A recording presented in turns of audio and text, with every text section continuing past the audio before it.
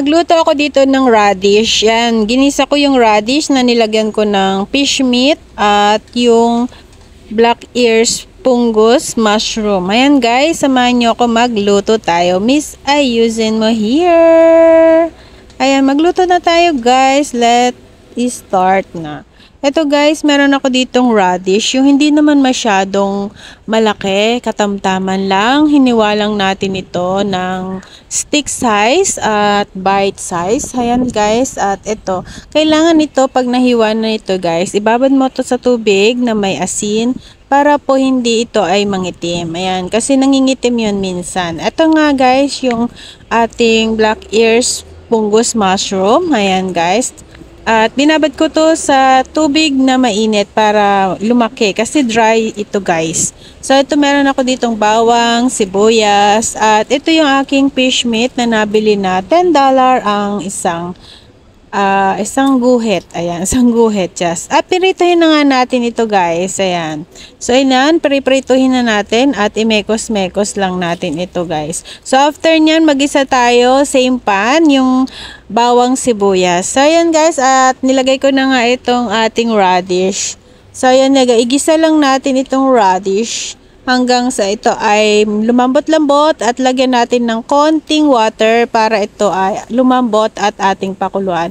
Habang pamakulo nga po yan, hinihiwa ko na itong ating fish meat na same size lang po, stick size lang din yung ginawa kong hiwa dito. At ayan, medyo malambot na nga guys at ilagay na nga natin itong ating mushroom pungus. Ayan, yung black ears mushroom pungus, kung tenga ng daga, kung tawagin ng iba dito sa ating mga Pilipino. So ayan guys, gisa-gisa lang natin. Nilagyan ko lang to ng Knorr seasoning at meron din ako ditong oyster sauce at mekos-mekos lang natin ito guys.